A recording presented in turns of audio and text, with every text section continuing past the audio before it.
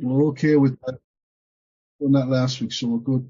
So, good evening. It's 10 p.m. just gone 10 p.m. in the UK. My name is David. I'm alcoholic. You're all very welcome to this Friday night history meeting hosted by the Growing Understanding Group. Tonight, we're welcoming back Jim Worley. Jim is here. He's going to do a presentation for us on the writing of the 12 and 12. It's going to be a historical version of it, Jim. This is part 1 of 2. It's always great to have Jim here. Jim does some readings for us as well on Thursdays and Sundays. So we've been spending a lot of time in fellowship and friendship with Jim this last number of years. So if you'd like to unmute yourself, we're going to say a quick version of the set-aside prayer. I can hopefully get put on the screen for you. And there you go. If you'd like to join in, if you're a free thinker, please join in and use whatever you choose to talk to. So the set-aside prayer. God, please help me to set aside everything I think I know, understanding. Amen. Amen. Thank you, everyone. I'm just obviously thinking of the alcoholics who are still suffering from alcoholism and, of course, the family members.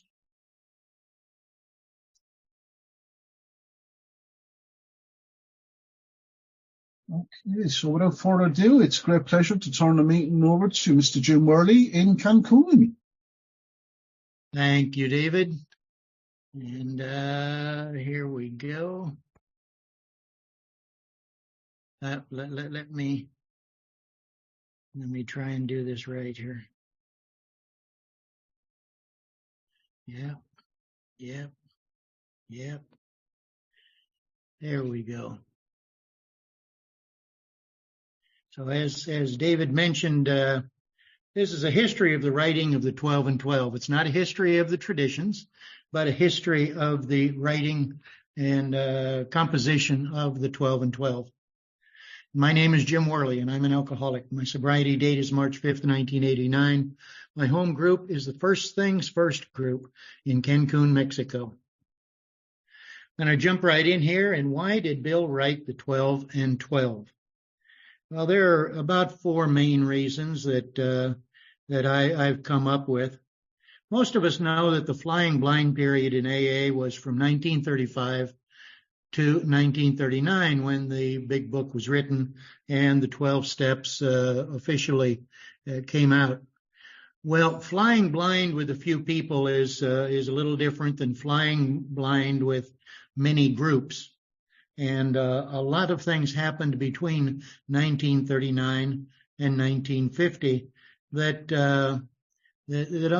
almost demanded some new literature. This is just, if you look there at the top there in yellow, it's in April of 1939. There were 4,650 big books printed. At the time, there were 4 groups and 100 members. Then further down there, you can see by February of 1950, there were 50,000 big books being printed with 3,527 groups and 96,475 members. And can you say herding cats? So Bill was asked one time, he says, just how does AA work? And he said, I cannot fully answer that question. Many AA techniques have been adopted after a 10-year period of trial and error, which has led 10 years. So we're talking 35 to 55, which has led to some interesting results. But as laymen, we doubt our own inability to explain them. We can only tell you what we do and what seems from our point of view to happen to us. And then he goes on, he says, then we found little by little that the groups had to have chores done. Who was going to be the chairman? Who would we hand pick him or elect him or what? You know what those troubles were, and they became so fearsome that we went through another period of flying blind. The first period of flying blind, you remember, had to do with whether the individual could be restored to one piece and whether the forces of destruction in him could be contained and subdued. Now we were beginning to wonder in the early part of our adolescence whether the destructive forces in our groups would rend us apart and destroy the society, Those were fearsome days. So for several years, members of AA and many of our non-alcoholic friends urged Bill to prepare one book on the 12 traditions and 12 steps that included his interpretation of our group structure and the principles of AA. In 1952, Bill reported to the conference that he was working on such a project, which included a new series of anecdotal analyses of the 12 traditions and a series of orderly point-by-point essays on the 12 steps, which became 12 Steps and 12 Traditions. Bill was well aware of the worshipful enshrinement of the text of the book, and he was not particularly happy about it.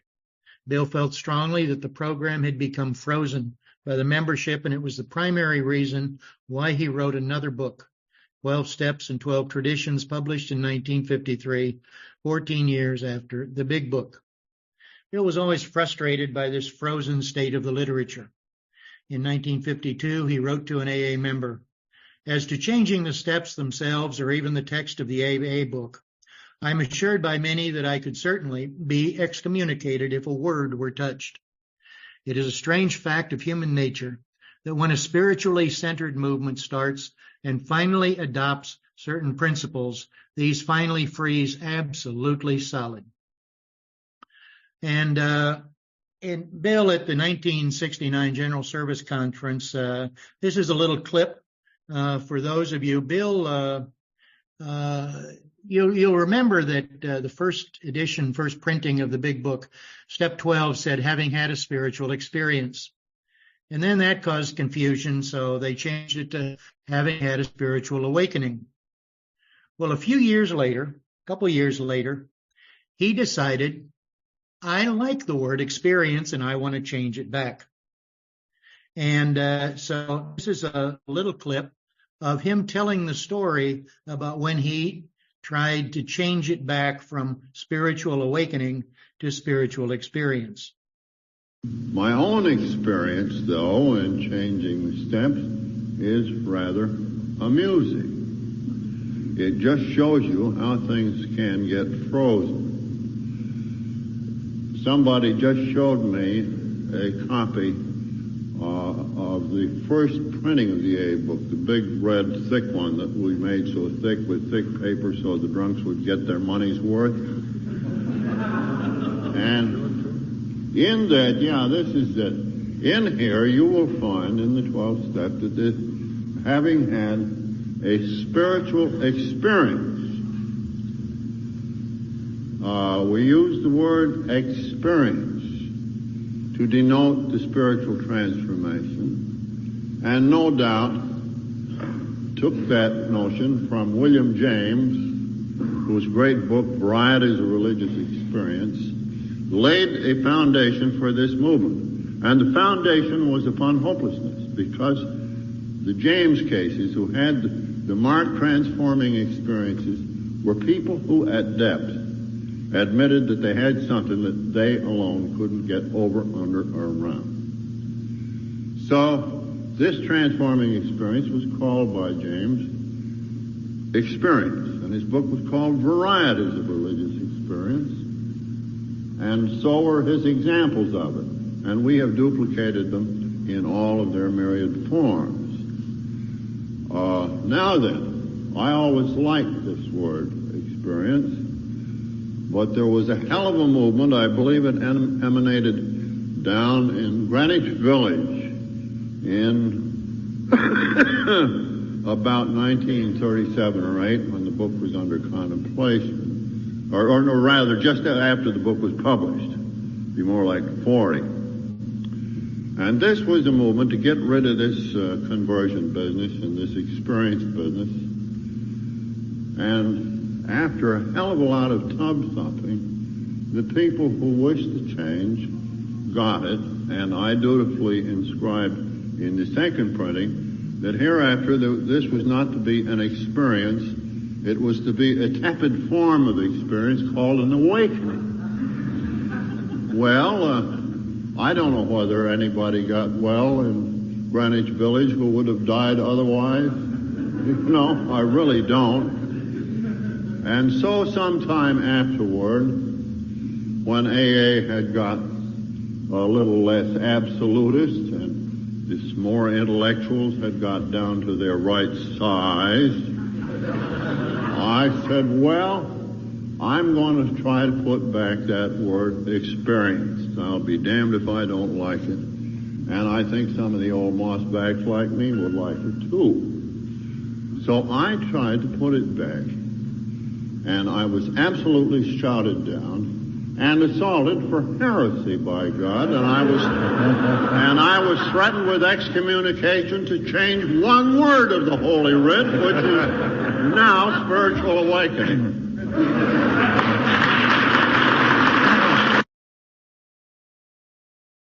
But he went on later to say, but what can be done respecting the steps themselves, or any part of the AA book, I can make a shift by writing these pieces, which I hope folks will like.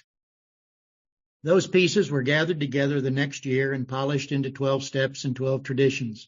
But 9 years later, when his second book was just 8 years old, Bill once again revisited this phenomenon and saying, as time passes, our book literature has a tendency to get more and more frozen, a tendency for conversion into something like dogma. And this is a trait of human nature, which I'm afraid we can do little about. We may as well face the fact that AA will always have its fundamentalists, its absolutists, and its relativists. Another reason why he wrote it, on May 20th, 1952, Bill wrote to Father Dowling and he said, a few people think that the traditions aren't covered with enough dignity, that posterity may not like them for that reason.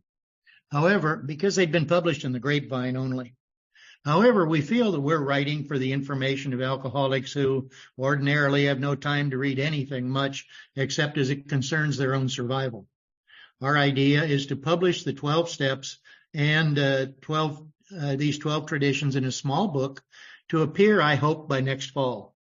If we're able to do a fair job on the steps, that will be helpful and published along with the traditions. They may act as a bait for reading the latter. However, we'll see. So the process of the steps, of course, we know how the steps started. There were lots of us read how it works at the meetings. So we read the 12 steps and we see them in black and white. We also know, if we've studied any history, that they weren't always in that same form, that they evolved, as did the big book, and there were lots of changes and cross-outs and reasons for making a lot of corrections, and we don't have enough time to go into all of that. But if any of you are interested, please join us on Sunday. This coming Sunday, we'll be on Chapter 2 of Writing the Big Book and talking about the Akron vote. So to talk about how the steps in the Big Book was written and came about. What was going on in the 40s is that there were a lot of other efforts to explain, interpret, expand on, and teach the 12 steps. This is the first AA pamphlet that was published by the Alcoholic Foundation in April of 1940. It's Larry Jewell in Houston wrote a series of 6 articles, and Bill liked them so much that he talked about AA and how it works and how we get sober, and that was, Bill liked the articles, so he published them in the first thing. Of course, in Akron, the New York members were mostly in favor of the new AA book. Many of the Akron members felt that their practice of the Oxford group tenets was sufficient. Apparently, Dr. Bob was not completely satisfied with the Big Book, and he didn't think it was blue denim enough for the people. And so in the 40s, probably around 42, that it was printed, somewhere around there. They started coming out with a series. There was the manual for Alcoholics Anonymous that talked about staying sober, and then also a guide to the 12 steps of Alcoholics Anonymous to explain, as they thought, to complement, so as not to say explain the Big Book better. And so these were going on in different places. There, of course, there's the famous Table Mate. It depends on where you're from. It's known as the Washington Table Mate or the Detroit Table Mate or the whatever. It had a lot of names, and it went through 4 basic weeks of study of the steps, talking about the admission phase, the spiritual phase, the inventory and restitution, and active work. A guide to the study of the 12 steps and 12 traditions. So these things were going on all during the 40s. Around in September of 45. Thank you, Patrick. I have some more information here on For Drunks Only. Richmond Walker, the author of the 24-hour book, put out this book about how people were staying sober based on the outline and the guidelines in Chapter 5. And he sent a copy of this pamphlet to his friend, NAA co-founder, Bill Wilson. So it was like Bill knew that all this stuff was going on. This is just like the index of that book, For Drunks Only. And Richmond Walker, like he does in the 24-hour book, uses a lot of Oxford Group wording, but he repurposes it in the AA manner. And, a book that was published later, 7 points, that he brought down. The admission, fellowship, surrender, inventory, restitution, living for today, and service. So there were a lot of people talking about these things. In December of 45, Minnesota group wrote a full-page description of the beginners' meetings. The description of their 4 one-hour classes was, new members are urged to attend all the sessions in the proper order. At every meeting, the 3 objectives of AA are kept before the group to obtain and to recover from those things which caused us to drink and to help others who want what we have. In 1945, Barry C. of Minneapolis received a letter from one of the members from Peoria. And they described what was happening in regarding to the beginners classes. In my usual slow and cautious manner, I proceeded to sell the Peoria group on the Nicolette group. Tomorrow night, we all meet to vote the adoption of our bylaws slightly altered to fit local conditions. No one taught the classes in the same way. They were taught based on the group conscience. Sunday afternoon at 4:30, our first class in the 12 steps begins. We're all attending the first series, so we'll be all on the even footing. And they realized, he said, we anticipate losing some fair weather AA hangers on. They'll be if this is automatically imposed on them. And inasmuch as we're all extremely fed up with running a free drunk taxi and sobering up service, that's okay with us. Then the classes were actually formalized into a book called The Little Red Book in 1946. The inscription on the inside cover says, the material in this Little Red Book is an outgrowth of a series of notes originally prepared for the 12-step instructions to AA beginners. So we know the Little Red Book came out of these 4 one-hour classes. Few books have had greater record for humble service than the Little Red Book upon which so many members have cut their teeth. It was called the Little Red Book as opposed to the Big Red Book, which was, of course, the big book, and it was originally red. And so this one was called the Little Red Book. And Dr. Bob not only authorized the publication, but endorsed the Little Red Book and made sure that the New York office to give out. The 4-hour classes were taught all over the country, some other cities, including Oklahoma City, Florida, Phoenix. These beginner classes were being conducted in Miami. They used 2 books, Alcoholics Anonymous, the Big Book, and the Little Red Book. The classes were discontinued in the mid-50s as a result of the publication of the book, 12 Steps and 12 Traditions. In the Miami area, the 12 and 12 replaced both the Big Book and the Little Red Book, and step studies replaced the beginners' classes. Over the course of the 2 decades that the book remained in the hands of Ed Webster, who wrote the Little Red Book, He continued to make changes, clarifying his thinking as the 21 printings evolved. Initially, Webster's interpretation earned the support of AA's two founders, Dr. Bob and Bill W. After reading the original manuscript, Dr. Bob endorsed it wholeheartedly, encouraging people to buy it and personally sharing copies with friends. In his early correspondence with Webster, Bill also seemed to react positively to the book. But as the years wore on, his enthusiasm for the book waned. Bill's letters clearly expressed the evolution of his thoughts from approval to concern, not in regard to the book's contents, but because of its widespread acceptance as a standard text that had not been approved by the New York office.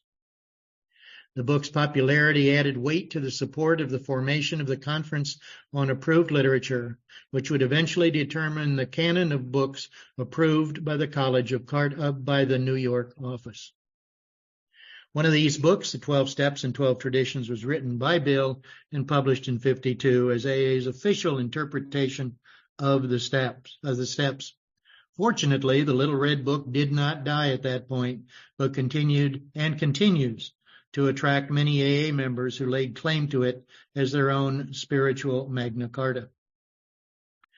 Well, the increasing number of tracts and pamphlets and books that profess to be speaking for AA included the Little Red Book, and the recognition it was receiving prompted the General Service Office, not called the General Service Office at the time, to adopt the concept of conference-approved literature in 1951 to be overseen by a trustees' literature committee.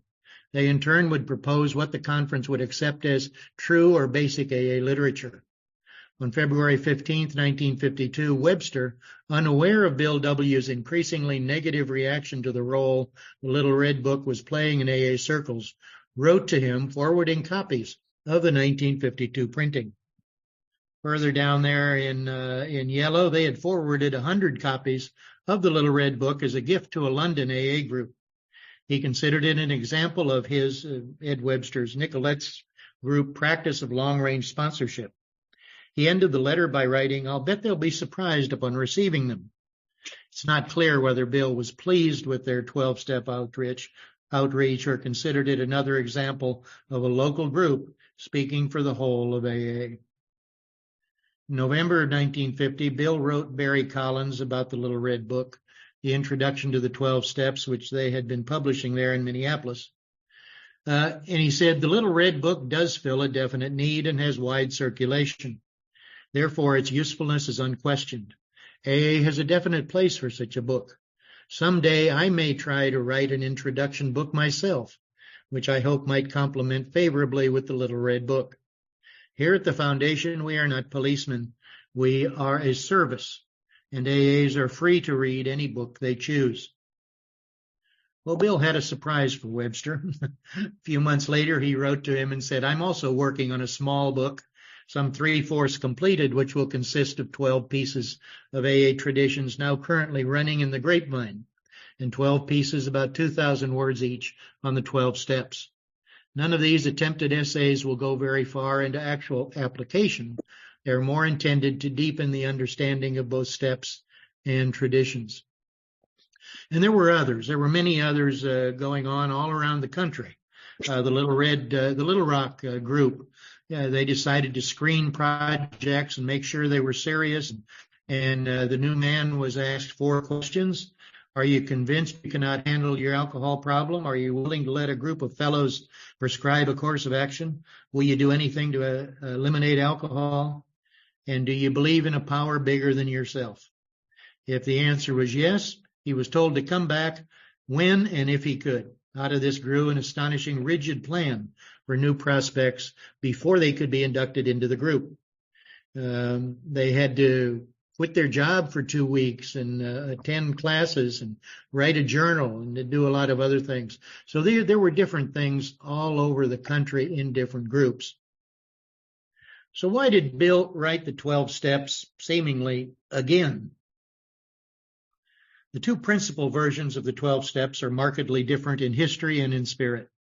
One was written by young, optimistic Bill Wilson on the pink cloud of early sobriety.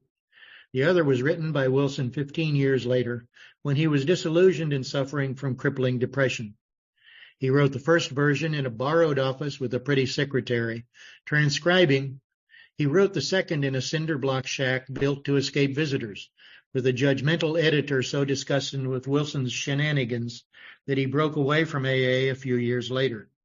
Needless to say, the two versions, one published in the Big Book and the other in the 12 and 12, paint very different pictures of the problem of alcoholism and its solution. That and what follows much is from Susan Cheever. After 15 years leading AA, he was tired. He felt an enormous burden of responsibility and expectation. In fact, he introduced a resolution in 55 to turn AA over to its members. It may, of course, this appears in there, that AA consists mainly of racking dilemmas and troubleshooting, he wrote near the end of the book. We've been talking about problems because we are a problem people. When another writer, Jack Alexander, complimented Bill on his work, Bill answered, besides my natural tendency to procrastinate, I've had a dreadful hex about further writing. Figure I had been so beat up by the events of these last years, that I could never bring off anything more that would be worthwhile. The Bill is, join us for the readings on Thursday about Bobby and what went on with Bill in the office during the 40s. It was a rough time for Bill also and AA. The darkness in which the new steps were composed is reflected in the harshness of their tone. In step 4, in the Big Book, for instance, readers are gently led to the idea that they may have some part in their own misfortunes. There's no judgment. But in step 4 in the 12 and 12, readers are told that they are tyrannized by their desires. And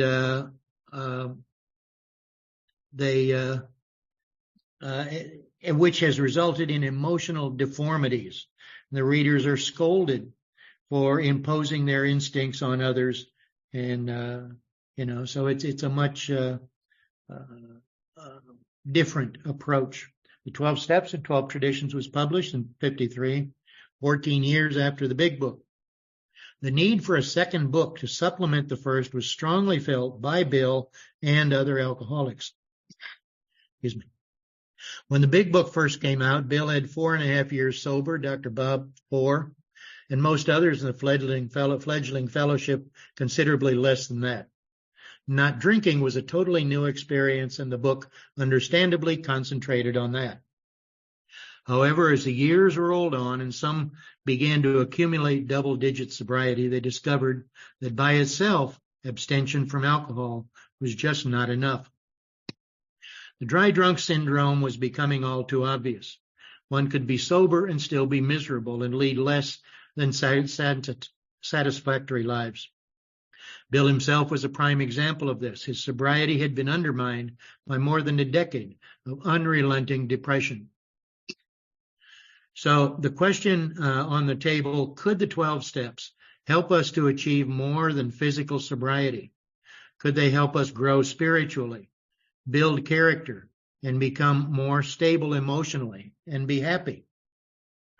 Well, the steps portion of the 12 and 12 was written to address those questions. The traditions portion was written to address a related question which had arisen as the 100 men and women of 1939 had grown to tens of thousands by 1953. Could such a large and disparate group continue to work together to help each other stay sober and achieve the goals of full recovery? The foreword to the book explains. This startling expansion brought with it very severe growing pains. Proof that alcoholics could recover had been made, but it was by no means sure that great numbers of yet erratic people could live and work together with harmony and good effect. Everywhere there arose threatening questions of membership, money, personal relations, public relations, management of groups, clubs, and scores of other perplexities. It was out of this vast welter of explosive experience that AA's 12 Traditions took form and were first published in 1946 and later confirmed at AA's International Convention, in 1950. The Traditions section of this volume portrays in some detail the experience which finally produced the 12 and 12 in its present form, substance and unity. As AA grows and as population changes, Bill, now with 18 years sober instead of 4, feels the need to reinterpret the 12 steps in a way that is responsive to the new membership of AA and more accurately reflects the program of the New York Fellowship. The 12 and 12 presents Bill's new interpretation of the 12 steps. It is both more social and more psychological than the Big Book. Alcoholics Anonymous, published when our membership was small, dealt with low-bottom cases only. Many less desperate alcoholics tried AA but did not succeed. In the following years, this changed. AA is now composed of a growing number of alcoholics who still have their health, families, and jobs. Some of these newcomers are also relatively young because they are less desperate. These newcomers are less motivated to work the steps. Few people will sincerely try to practice the steps until they have hit bottom. So the membership was getting bigger and the demographic was changing. In order to address the needs of this population, Bill widens the hoop that members have to jump through in order to feel that they're actively working the AA program. He accomplishes this primarily by introducing the method of substitution in his 3rd step instructions and making major changes to the inventory process. Speaking of the trouble that many AAs have with turning their will and life over to the care of God, Bill says this: many people begin to solve the problem of a higher power by the method of substitution. You can, if you wish, make AA itself your higher power. Bill clearly expects that alcoholics who use AA as their higher power will eventually adopt a more spiritual outlook. However, Bill's method of substitution also makes it possible for AA members to feel that they are honestly working the steps without ever turning their lives over to the care of God. Bill's new instructions for the 4th step are another significant development. The Big Book outlines an inventory process that sees selfishness the root of the alcoholic's problems. In Bill's new version, however, the root of the alcoholic's problems is not selfishness, but rather instincts that are out of balance. Nearly every serious emotional problem can be seen as a case of misdirected instinct, it says. When that happens, our great natural assets, the instincts, have turned into physical and mental liabilities. The 12 and 12 inventory is not focused strictly on defects of character. Quote, the sponsor probably points out that the newcomer has some assets which can be noted along with his liabilities. The new inventory is not meant to resemble a soul surgery, a la Oxford Group, in which the step worker identifies and carves out the defects of character that are blocking his or her soul from God. Rather, this inventory is an open-ended process of introspection and reflection. The 12 and 12 is less hopeful than the Big Book about the results of a person can expect from working the 12 steps. There is no promise of a life of freedom from selfishness or a new life of intimacy with spiritual power. Instead, recovering alcoholics should be content with gradual progress over a long period of time. And the quote from the 12, and having been granted a perfect release from alcoholism, why then shouldn't we be able to achieve by the same means a perfect release from every other difficulty and defect? The sentiment that alcoholics should expect sobriety to be marked by long periods of struggle with their personal shortcomings is a reflection of Bill's own struggles with depression. His decreased expectations for the quality of his own sobriety led him to lower his expectations for others as well. Bill's experiences with seeking help from psychiatrists led him to a new understanding of the inventory process that is more psychological in nature. Also, in Bill's mind, the method of substitution is adequate because he does not have the same faith in the ability of spiritual experience to address all of the alcoholic's troubles. This new version of step work is no longer insists on a spiritual experience as the answer to the problems of the alcoholic. Instead, it offers a solution that is social and psychological in nature. 12 Steps and 12 Traditions and its brand of step work affects the nature of the 12 steps within AA and will also affect the practice of the steps in all future 12-step fellowships. The background on the steps, these are just a few of the examples in the 52 letter Bill said, "Now I'm getting down to once more to serious writing. I expect to do a book which will cover the application of the 12 steps to the whole problem of living, the problem of happy sobriety. After that will come a manual for AA services.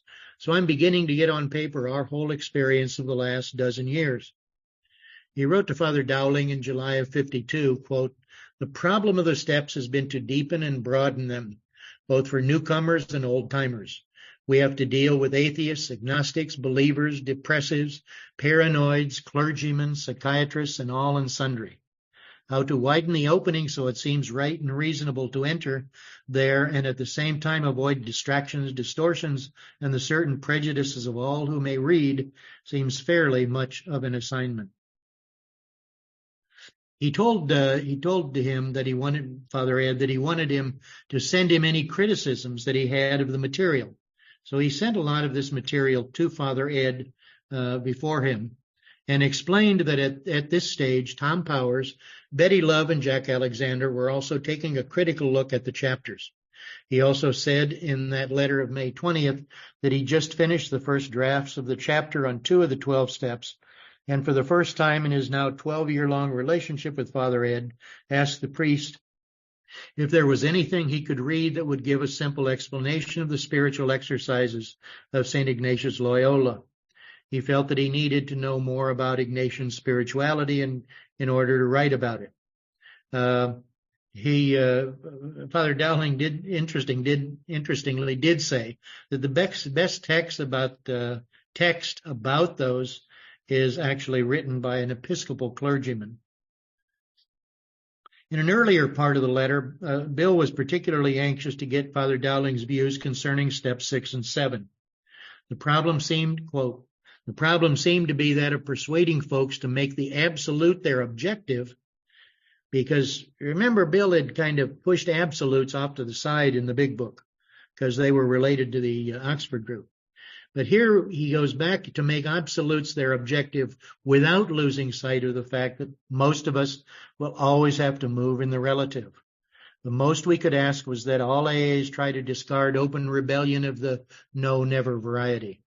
That would be to discharge one good pot shot at the absolute, while at the same time we reminded ourselves that practically everybody has his sticking point someplace along the line. My observation is that people can get by with a certain amount of postponement, but not with outright rebellion. These steps separate the men from the boys, all right, but if a man, these phrases come from Father Dowling, but if a man is to be defined as one who is perfectly and continuously willing, then the number of them must be quite small.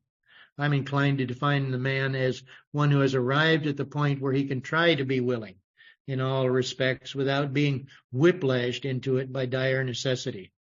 What we've said in steps 6 and 7 appears to square up with the spiritual progress as we see it in AA.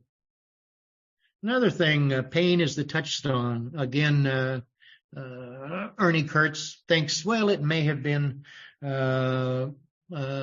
something that Thibault talked about or even Sam Shoemaker, but it was probably something that Father Ed talked about. And the word pain was likewise never given any positive meaning in the first part of the big book. But then the story, the professor and the paradox says, we AAs surrender to win, we give away to keep, we suffer to get well, and we die to live. That story was not put into the big book until the second edition, which did not come out until 1955. But the talk about pain did. The second paragraph there says, nor can men and women of AA ever forget that only through suffering did they find enough humility to enter the portals of that new world. Again, something that, for those of you who know Father Ed's story, he lived a life of pain. He had a very serious arthritic condition that he lived with most of his life. Some who knew what he was talking about, obviously, again, Father Dowling, once remarked that pain was the touchstone of all spiritual progress. There in the second paragraph it says, this phrase becomes more common in Bill's letters after 1957, as I believe, this is Ernie Kurtz talking, as I believe an end note and not God evidences. Shoemaker does not appear very likely to me. The idea fails to show up in the big book and only appears in 1944 and afterwards. Bill had a bunch of, I guess we'd call canned responses today. He would write a letter to someone and then he'd use parts of the same letter to write to other people, personalizing them. But also, every time he rewrote something, he changed a word. He was always looking for the perfect word to explain what he was trying to get across. And I only mention this, like I said, we're not going to go through all of these, but I just mention this because it's something I recently found. Everyone knows, Lord, make me an instrument of thy peace. And I always wondered, where did this Lord, make me a channel of thy peace translation come from? First of all, we know that the St. Francis prayer was not written by St. Francis, but probably around 1917 by a French priest. Even the Franciscans admit that. But anyway, where did this channel come from? And I recently discovered in the Stepping Stones archives that it seems that Bill had, these are not from the Stepping Stones archives. These are from the internet. The company, at the time in the early 50s, published greeting cards. And it seems that Bill must have maybe bought a box of them, because he sent one of these to Lois. He sent someone to Sue and Ernie in Akron. But anyway, that's where the translation is. Lord, make me a channel of thy peace. So if that's where Bill got it, I don't know, but it sure sounds like it to me. I'm going to do a quick background on the traditions, mainly because, of course, this full presentation would have does have a complete history of how the traditions came about. But just very quickly, our little New York office began to be deluged with mail from the groups, growing up at distances and not in contact with our old centers, and they were having troubles. There were people coming out of the insane asylums. Lord, what would these lunatics do to us? There were prisoners. Would we be sandbagged? There were queer people. There were people, believe it or not, whose morals were bad, and the respectable alcoholics of that time shook their heads and said, surely these immoral people are going to render us asunder. Little Red Riding Hood and the bad wolves began to abound. Oh, yes, could our society last? We sometimes congratulate ourselves on the traditions. This is Bill talking, as though they were a list of virtues singular to us. Actually, they're a codification of the lessons of our past experience during the early days. And of course, experience is based on mistakes usually. These traditions are not fixed absolutely. There may be room for improvement, Bill wrote. However, they should not be lightly cast aside, since they bear on our unity, survival, and growth under God's grace. We are entering a new era of growth with vast forces tearing at the world.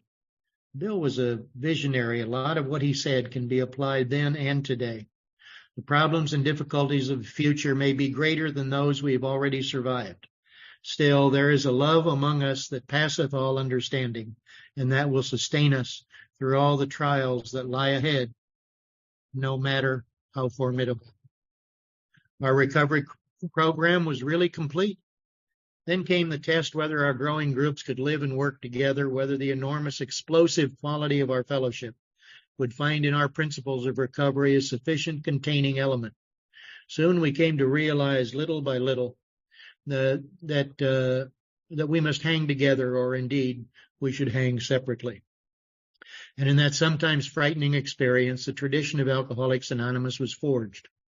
And at Cleveland in 1950, it was confirmed by our fellowship as the traditional platform upon which our society intended to stand.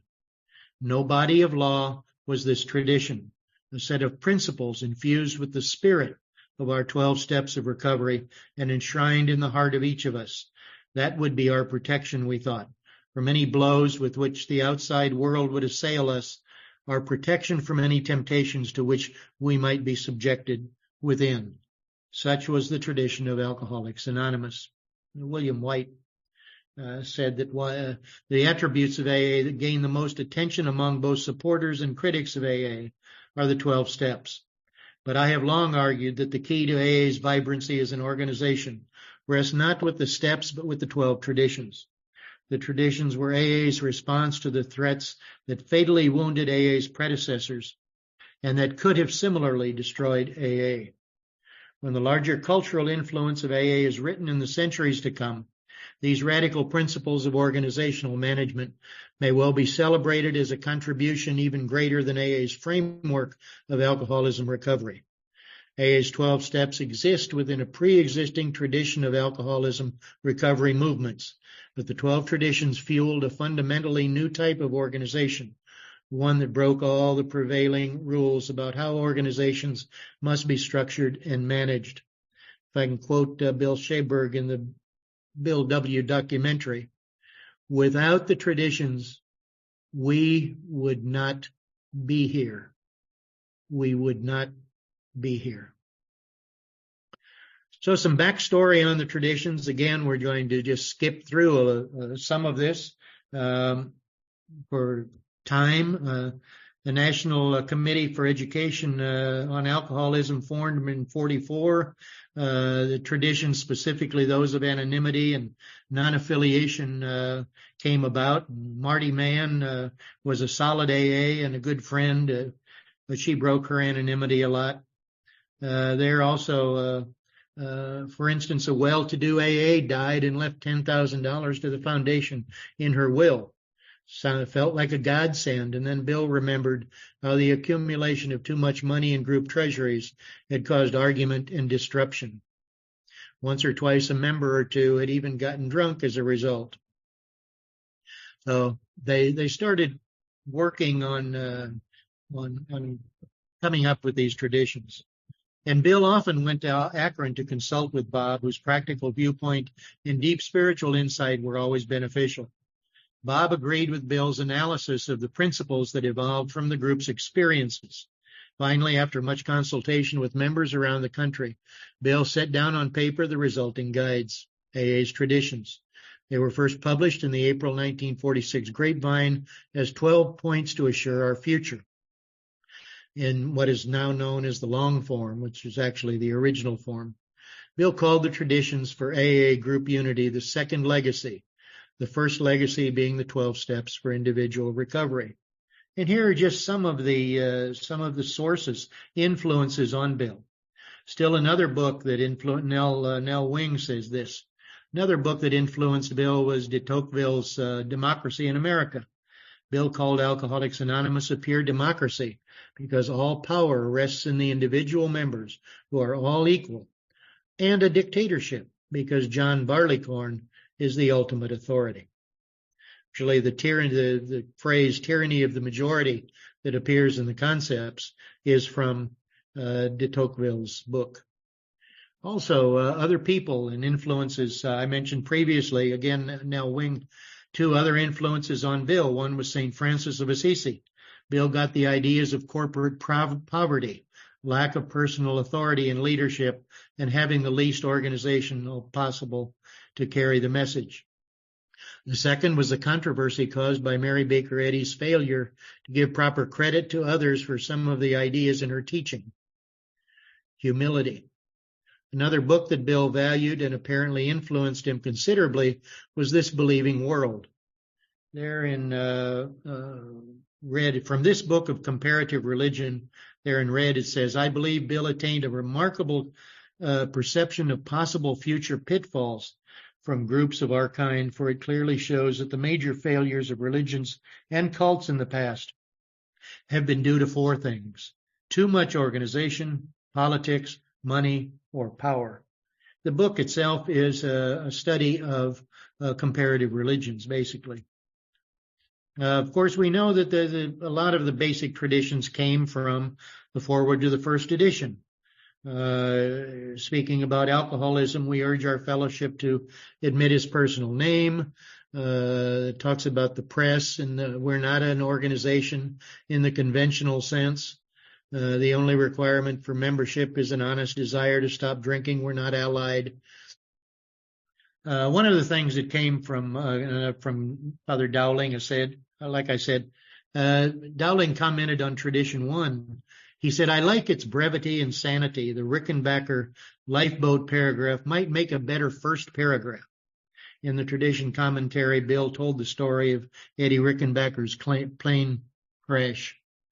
And but these are some of the things that Father Ed had a lot to do with input. He had a lot of input in there. Group autonomy.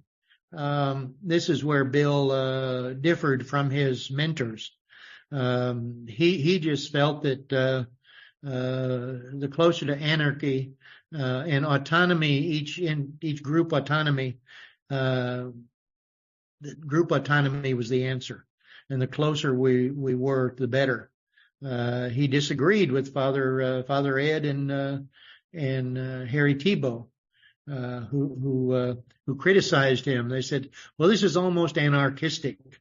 You know, this is a structure that actually invites deviation."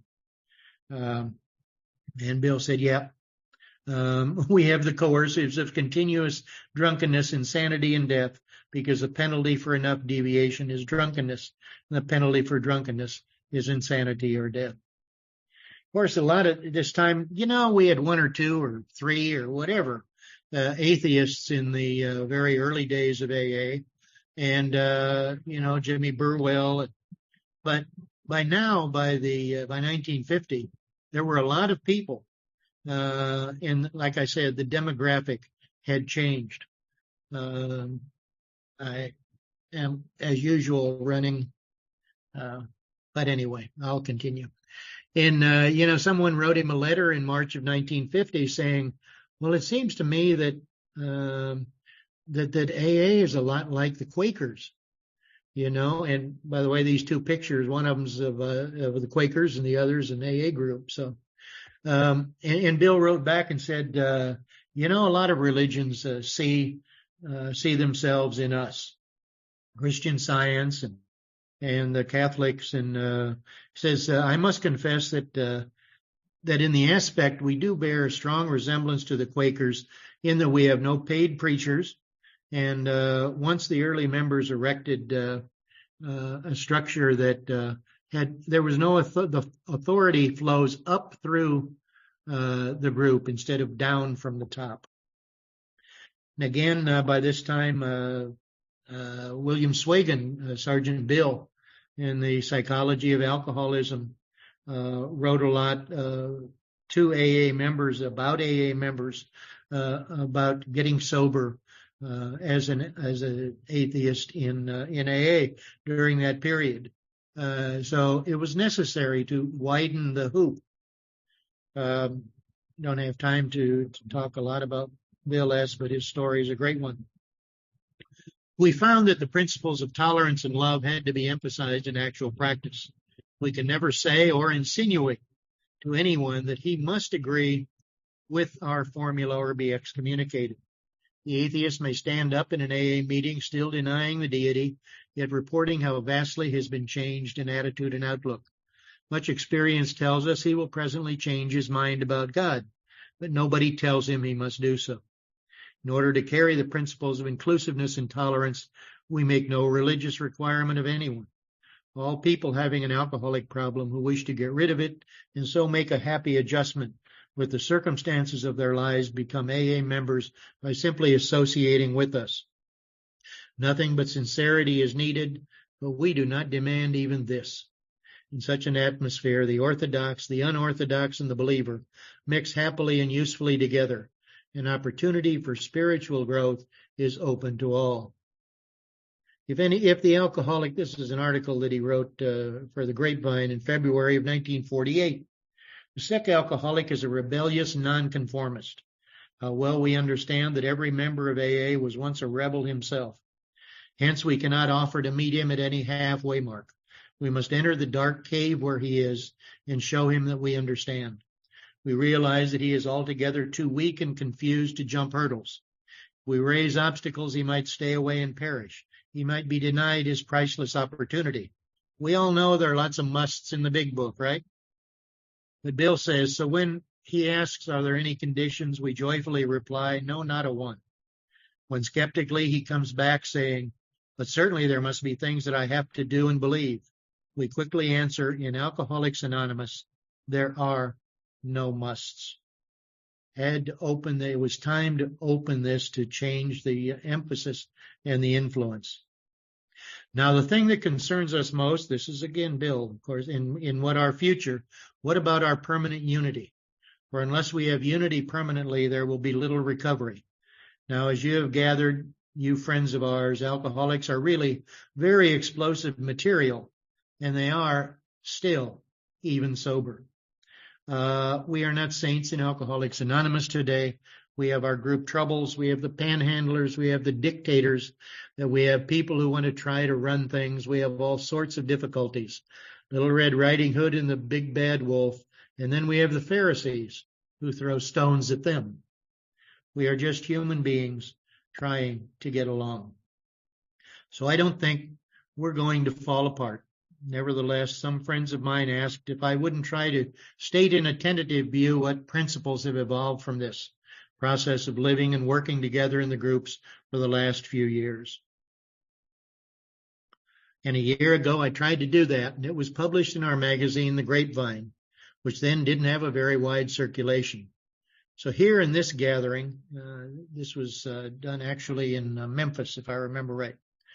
I would like to offer for your consideration, this was the first public presentation of the traditions, your consideration of these tentative principles, which, by the way, in another meeting tomorrow we can discuss.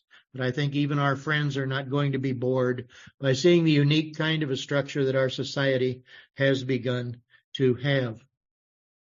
These principles are no dictate of mine.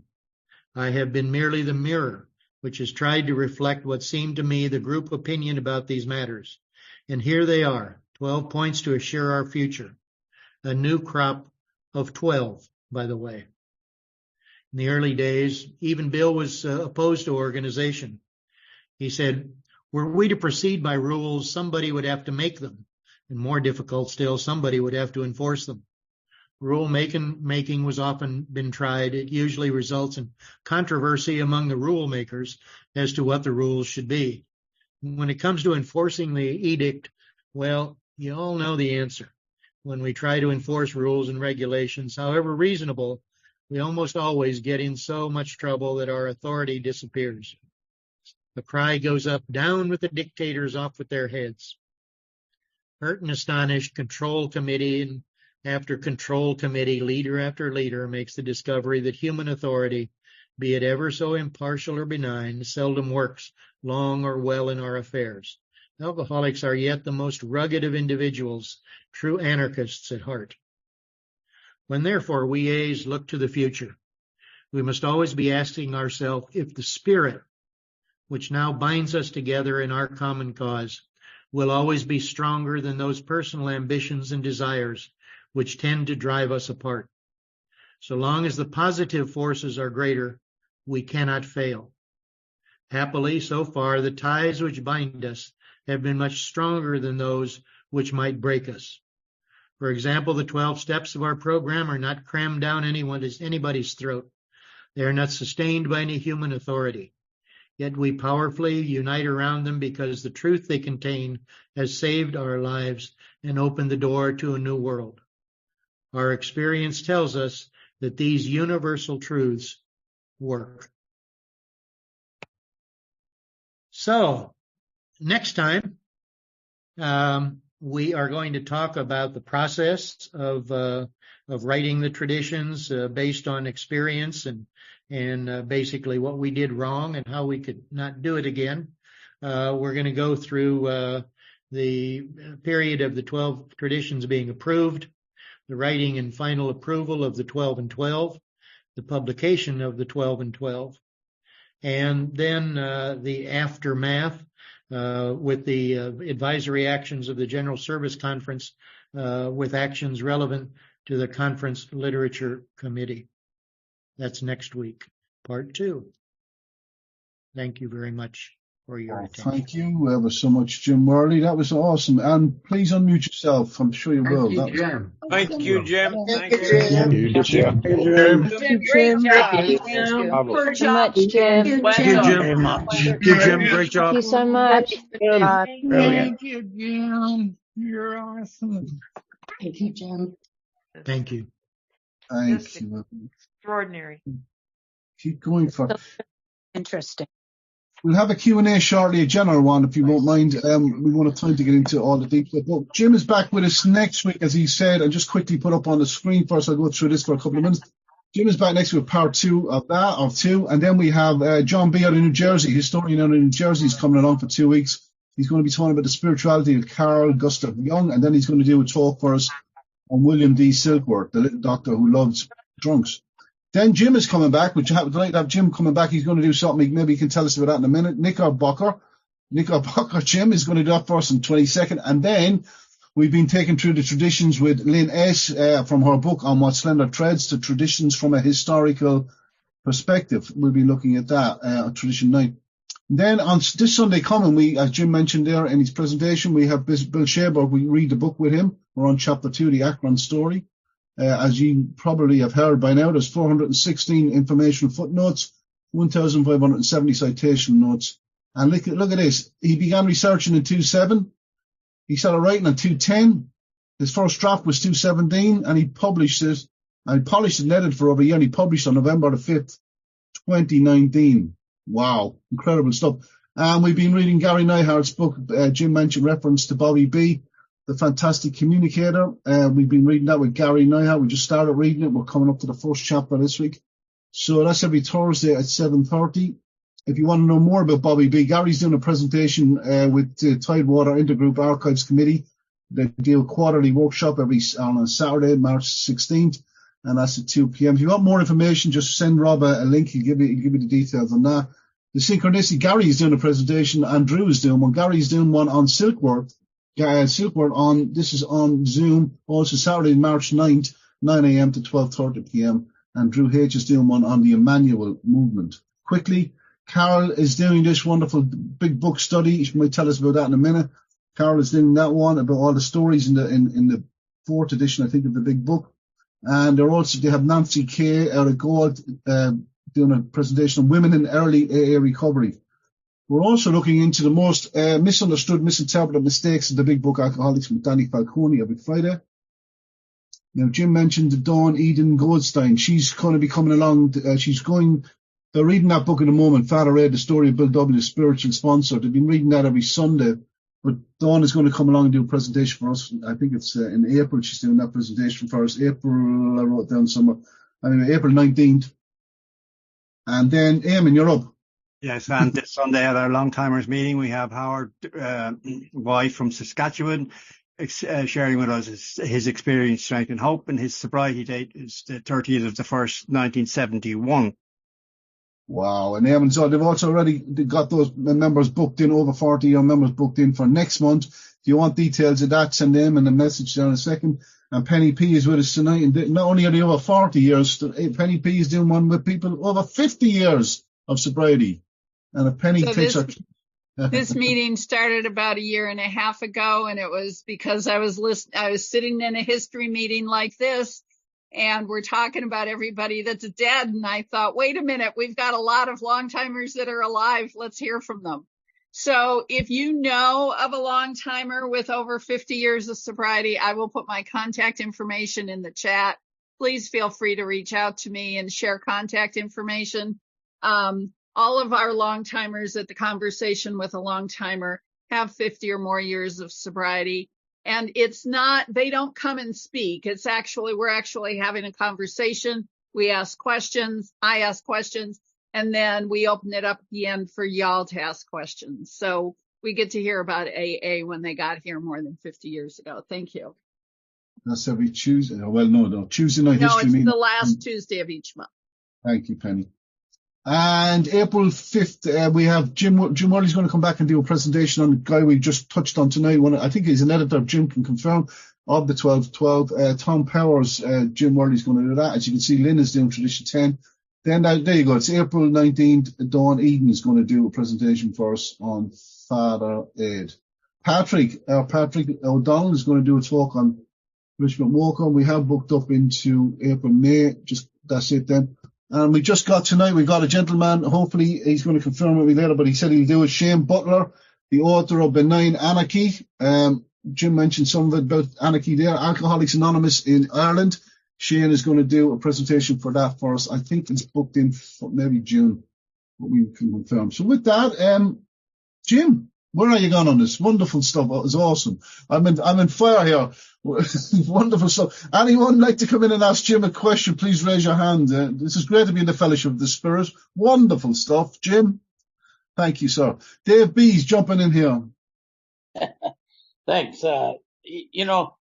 About the St. Francis Assisi's prayer, a friend of mine, he was in AA. He went over there about 20 years ago over to Rome, and he went to the Assisi's, and he got me this prayer. It was the St. Francis prayer. I'm going to just read it.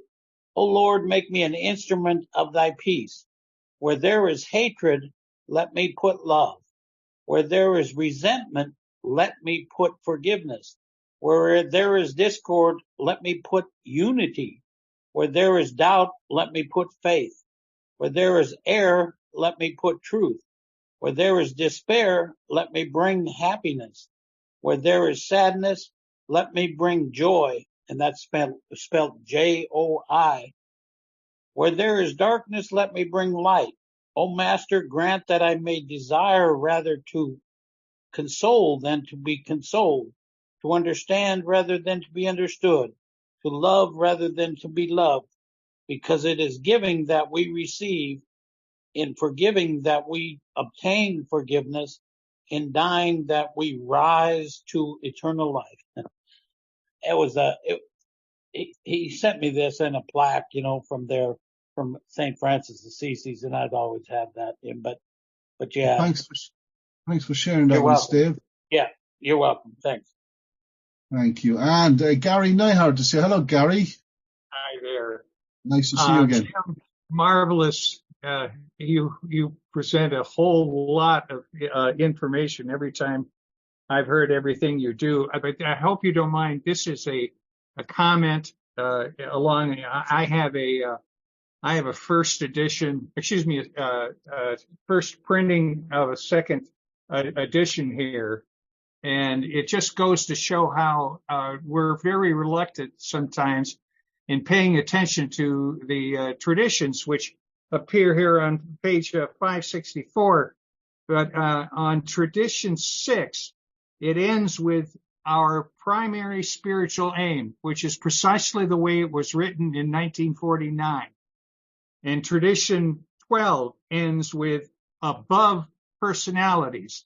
So that's 1955 when this came out, and that does not match the 12 and 12, which ends with the primary purpose on tradition 6 and before personalities on tradition 12. So there was a period of time that the two sets of traditions between the Big Book and the 12 and 12 did not match. And I wonder who in the world ever discovered that in the first place. Now, it was corrected at least by 1957, but I just take that as a measurement that it is not our first choice to read the traditions as an average drunk. That's all I got. Thanks. Thank you, Gary. Yeah, I cover that a little bit next week, the final changes and things. But yeah, the final changes were made in the 1949, some of them, most of them in the 1949, but before they were approved in 50. But then there were other creeping changes too, like putting a period after AA, and taking the capital out of the G. But then, yes, they were printed wrong. They were printed wrong several times. So, copywriting, if we can't keep track of our own original manuscript, working manuscript, you know, and keep up on copyrights, you know, copyright, R-I-G-H-T, and copywriting, W-R-I-T-I-N-G. You know, we just didn't seem to do very good about that. I think we probably have gotten better because they made changes in one year in Dr. Bob's story and changed commas, you know, and they made them go back a couple conferences later. And, you know, yeah, we are not saints, and we're certainly not perfect. But yeah, that is interesting that it was printed wrong. Thank you, Gary. I'm reading Gary's book at the moment. Wonderful stuff.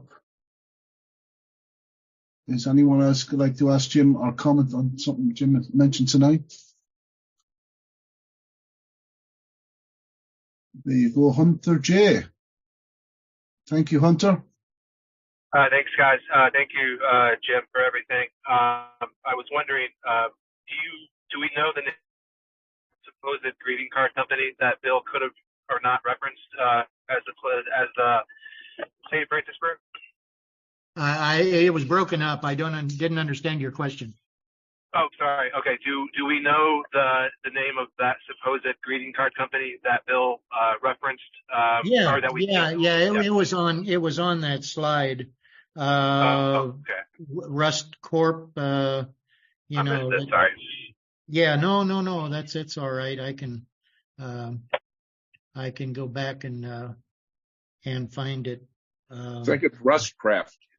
Rustcraft. That's right. Thank you, Patrick. Very good. Thank you. Rustcraft. And it was, they're from 1950 or 51 or something like that. And I always wondered about that.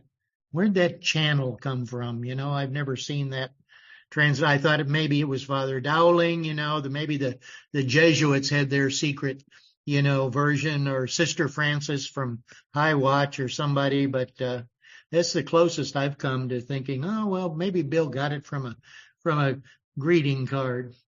Do you think that the College of Cardinals are going to sue Rustcraft for stealing Bill's words, or what do you think? I'm not going to tell them, Patrick. And if you'd like to thank you, Hunter. If you'd like to contact Jim, I think Rob has put in the chat, contact Jim at jimincancun@gmail.com. But you can also go to Jim's history group, or Jim's part of it.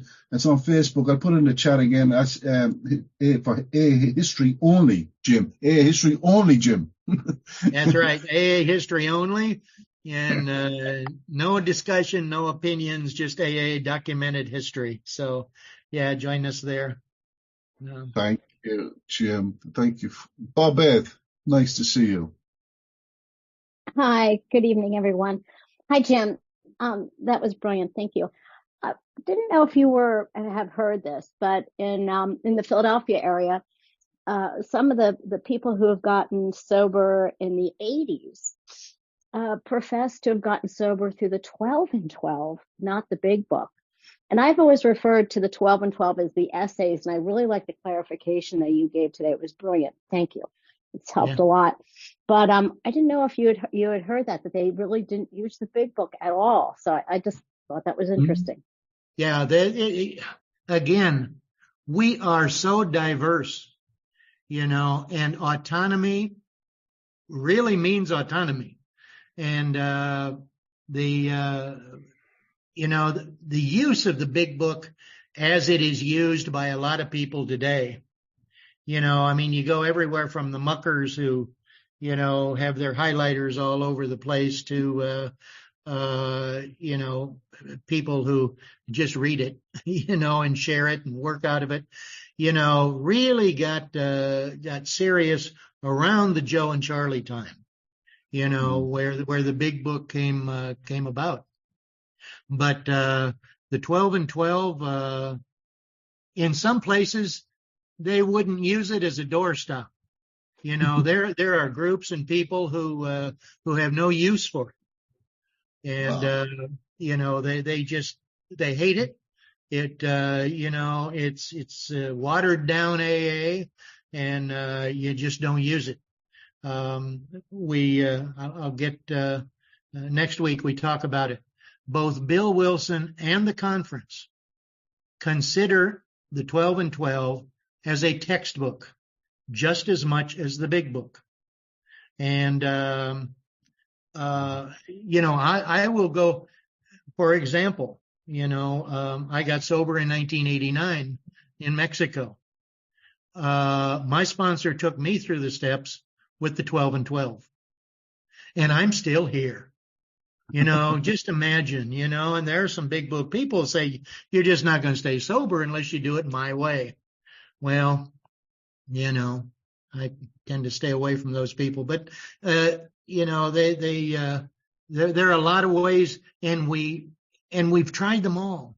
There isn't anything that won't work for somebody, and there isn't, something that everybody will like. It's just we're the children of chaos, Bill calls us, and even sober, we're anarchistic, and we just do it our way. We know people who've been here, and maybe here today, I don't know.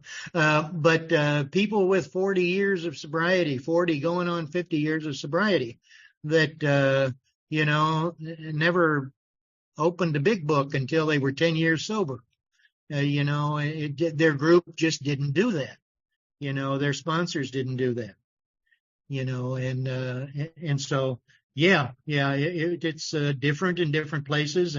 And one group will say, we're going to use the 12 and 12 instead of the little red book now. Okay. And others will say, well, maybe we'll use both of them, and it's group autonomy and individual. Bill said, we're not a service. We are a service. We're not a policeman. AAs can read anything they want. So thank you. Thank you, Jim. Thank you, Babette. From Philadelphia, we're going up to Kenji in San Francisco. Hey, everybody. Wow, there was so much in that presentation. Jim, do you make the slide deck available? I was doing some screen grabs of slides as much as I could, but. No, I don't. Okay. That was a simple answer. Okay. Every time I go through these, I make changes, I make modifications, I make corrections. And I just, I don't want slides out there that are not as up to date as they can be. I do, if someone, if their group wants a presentation, I'm more than happy to do that, but I don't, like to give out the slides for a lot of reasons. Okay. That's cool. There was so much in there. I mean, one of the things that really struck me was you were talking about the Little Rock group, I believe. Yeah. Or them, the St. Paul group that had very rigid rules. Oh, yeah. Yeah. There were some of the Little Rock group. If you've got digital subscription to Grapevine, look up in the archive. There's a good article in the Grapevine about the Little Rock group. And I think it was from 1946 or something. Grapevine did a series on what different groups were doing, and their plan, their program. And they did one on the Little Rock group. Really fascinating, program. This is the way you got to do it. You quit your job for a couple weeks so that you can write out a daily diary and meet with your sponsor and, do all these things. And, they said, well, we know we're going to lose some people, but, we're not running a free taxi service either. So, so many different groups had different ways of doing it. And I'll remember that Little Rock, I have not to find that story again, but, there were two groups in Little Rock. At one time who kept writing back and forth to Bill complaining about the other one, the one around the corner, and they're not doing it right. And Bill wrote them back and said, I think the only thing we can ask is, are they staying sober? And he wrote to both of the groups, and he said, are people in the other group staying sober? So. Thank you, Kenji. And up to Ontario, I believe, with Bernadette. Yes. Hi, everybody. Thanks again, Jim. Always stellar information. Just lapped it up, filled a couple of pages with your information. I heard something years ago, probably hearsay, that the 12 and 12, the focal point of the 12 and 12 was the 12 traditions, simply because they wanted Bill to be able to sell them. So I'm not sure if that's true. Old timer told me that. Well, that was one of the first slides, was one of the reasons why Bill wrote it. And the key word is bait. He told Father Dowling, he said, okay. He said, if I write, the drunks aren't interested in anything except how to stay sober and not die, and it has to do with their own survival. And they're not interested in this. And the stories are all over, that Bill talked, he'd go to some place and they'd say, Bill, tell us where you hid your bottles and, about your hot flash. But for God's sakes, don't tell us any more about those damn traditions. And, they just didn't want to hear them. And so in this letter to Father Dowling, that was one of the main reasons he wrote. The one of the four that I mentioned, that he thought that the essays on the 12 steps would serve as bait to get them to read the 12 traditions. Excellent. Good to have affirmation. Thank Pardon? you. Yeah. I said good to have affirmation about that. Yes. Because usually at our tradition meetings we have one a month, and usually or many times I started off with saying this book was written, mainly because the traditions, because without the traditions we wouldn't be here, etc. Just to to impart the importance of them. But it's nice to know that I haven't been wrong all those years saying that. So thanks again, Jim. Thank you. Sure, Bernadette. Thanks, Bernadette. And we're going from Ontario down to New York with Philip A. Thank you.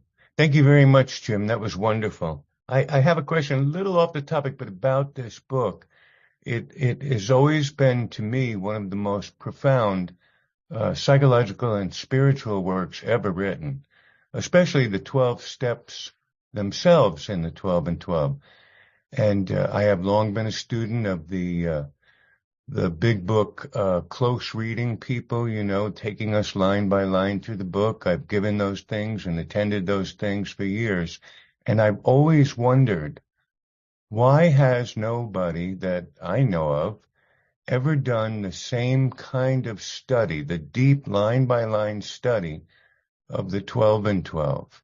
And I wonder what your thoughts are, or if you know of such a group. Thanks.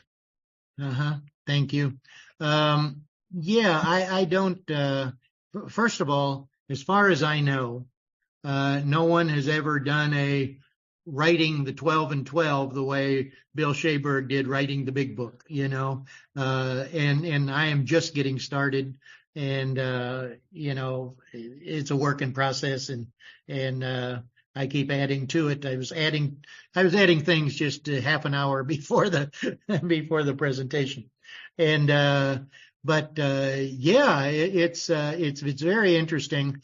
I mentioned, next week, I think I just go to the very first page of Bill's rough draft. We've seen, big book rough drafts, with where the changes are and everything. Well, next week we'll see the first page of Bill's rough draft and see how it differs from how it ended up today. And it changes a few words, in step one, where he says, in the original, he says, that only, I don't know what he says there in the, something from God can remove this obsession. And, he changed it eventually to say, instead of the word God, he used the word providence, and so, things, just like with the big book, lots of changes were made before it got to the final version, that eventually became Frozen. But yeah, nobody, I think, has ever done, any studies. I think they're well worth it, because the 12 and 12, I too, I make this clear. I love the big book. When I have sponsees, I go through the book with them. It's not like I'm, but anyway, I don't have to defend anything. But the 12 and 12 is also wonderful. And they are both by Bill Wilson and by the conference. They are considered textbooks, both of them. Now, just as a sideline, I don't know of any textbook that has not been updated in the last 75 or 80 years, if you get my point.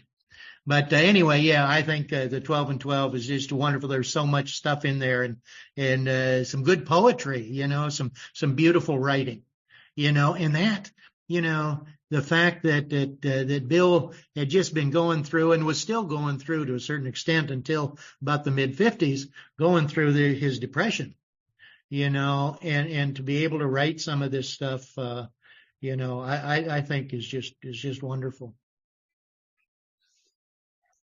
Thank you, Philip. Who's this guy? Oh my God. Who is this guy? This is a guy from the past. Who is it? Oh my gosh. Thank you, David Kennedy. Sorry I missed a couple of meetings. As I let you know a few weeks ago, I've been pretty busy with women since I got the Shaberg hair, or since I got the Patrick haircut. But anyway, are they suing you again?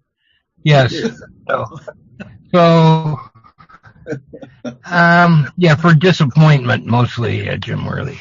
Jim Worley was in fabulous form today, David Kennedy, even better than normal. And he is a great presenter. He does great presentations, and I really respect that.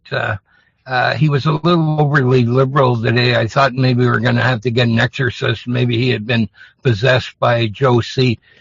With some of his pro-agnostic stuff. But just want to ask about, and I guess this is something we'll never know. I have mixed feelings about the 12 and 12. I think the writing is all over the map. I think it's very inconsistent, which would be consistent with more than one author. It's also consistent with a guy in and out of depression, I suppose, because some parts of the book are dreary, and some parts of the book where Wilson was liberalizing by the time it was written, it kind of backtracked with stuff like the 7 deadly sins and things like that. So, and having said that, I think there's brilliant stuff in the 12 and 12.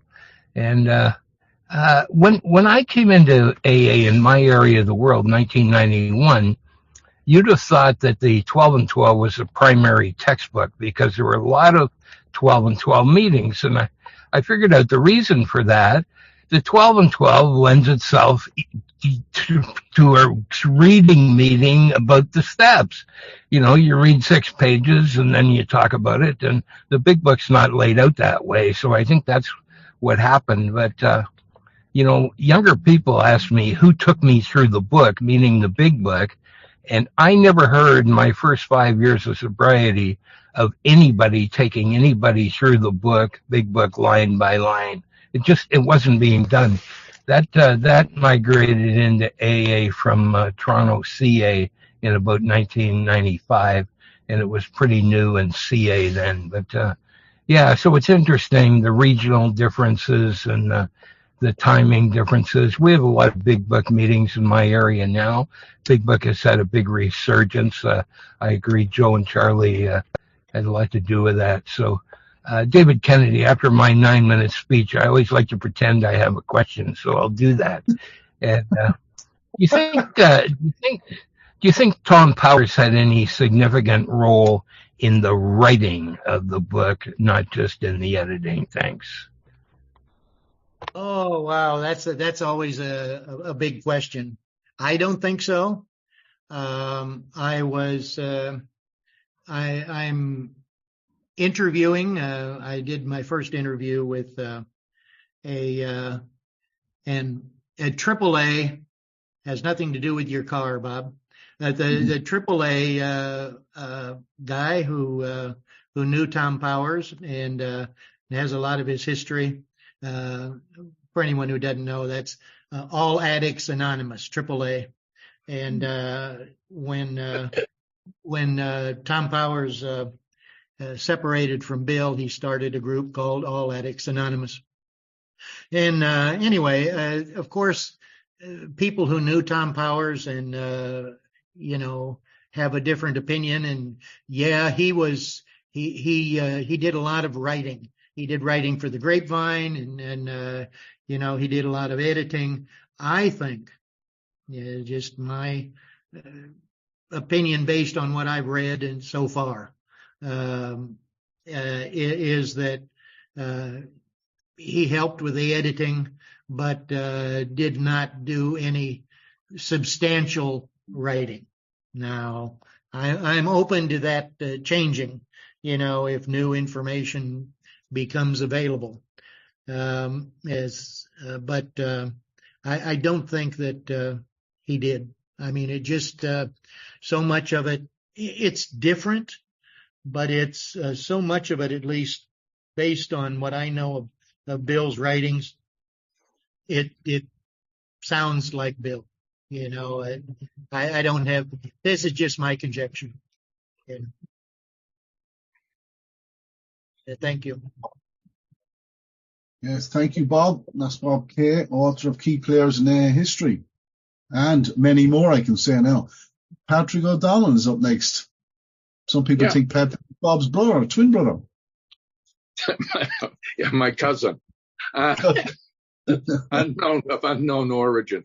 One of the things, Jim, that I this is not documented. I remember hearing the folklore that Bill Wilson wanted to go ahead and do a revision of the Big Book, and they just almost threw him out of the building, and that urged them to go ahead and to write the 12 and 12 because he wasn't going to get a second bite of the apple on the Big Book. I used to work for Prentice Hall, which was one of the leading textbook publishing companies in the world, out of Englewood Cliffs, New Jersey, and we did those things where the frog, with the see-through thing, so you could see what we were issuing revisions, hopefully every 2 years, so they could be adopted by colleges. I mean, so revisions were part of the business, and I think that the problem is that we in AA decided what a textbook would be. I think that we are.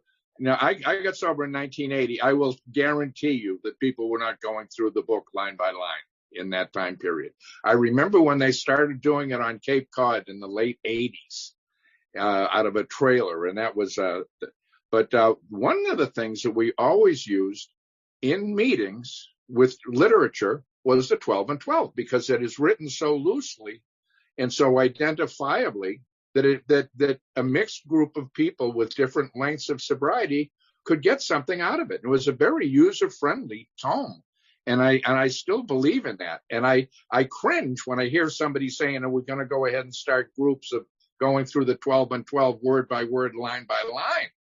I mean, I would suggest the reading should be of the foreword, where Bill Wilson says they're a group of principles spiritual in nature, which, if practiced as a way of life, can enable the obsession to drink, and it would expel the obsession to drink and enable the sufferer to become happily and usefully whole. Why do we have to go ahead and confuse it? leave it up to individual interpretation. And Dr. Bob wrote a one in the Grapevine before the 12 and 12 was published, but the steps were certainly around. And he said are finally expressed and offered are simple in language and plain in meaning.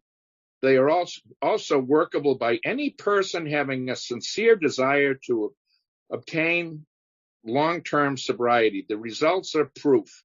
Their simplicity and workability are such that no special interpretation and certainly no reservations have ever been necessary. It has been increasingly clear that the degrees of harmonious living which was achieved in direct ratio to our earnest attempt to follow them literally under the divine guidance and the best of our ability. And that was from the Grapevine in 1948.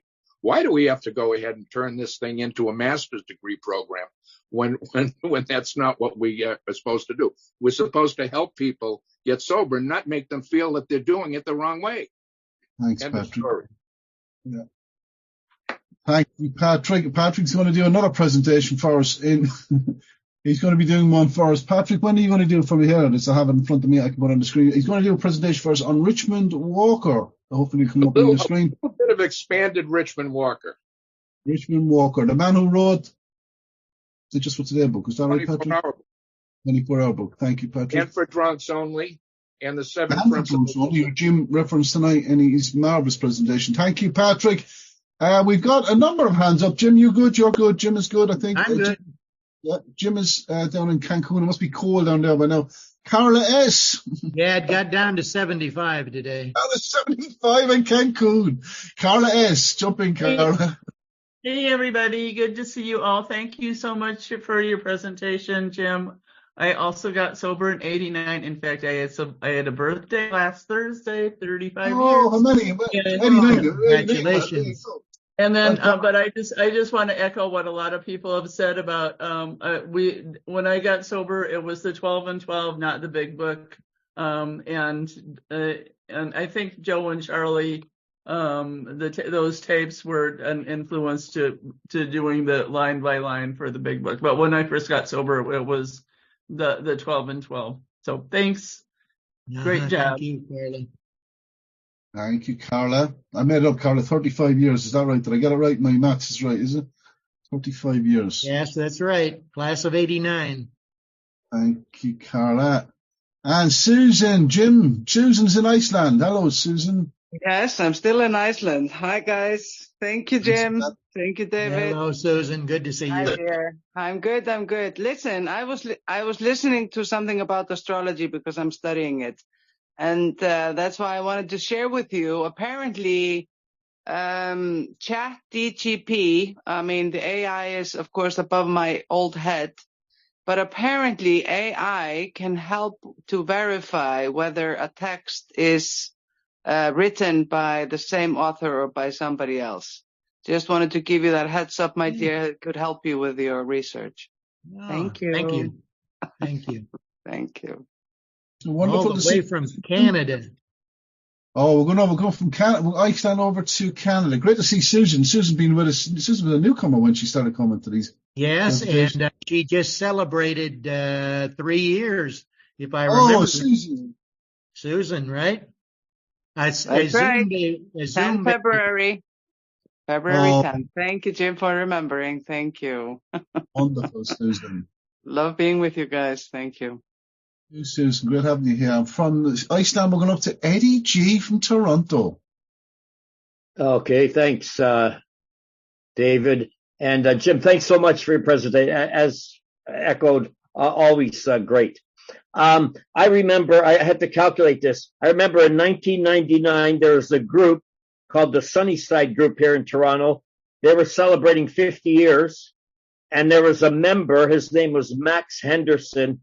He was from out of Toronto. I'm trying to remember if it was Peterborough or somewhere. Anyways, he had 50 years, so that means he came in 1949. And his talk was about he kept referencing the little red book, and I couldn't believe it. I never heard a talk like that before.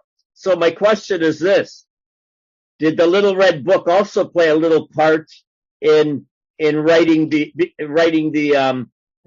12 and 12? Because the Little Red Book was very popular, to my understanding, like the long timers are saying. So, anyways, I'll leave it at that. Thanks.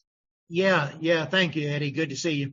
Bill knew that all this stuff was floating around. He knew about the Little Red Book. He'd been given copies of the Little Red Book. He knew about, it was published in the grapevine about the Little Rock Group and the Akron pamphlets and all these things. He knew all this stuff was going, and I can't help but think that some of them influenced him. I don't have any proof of that, but his concern, particularly like with the Little Red Book, was that they even sent some over to London. How dare they present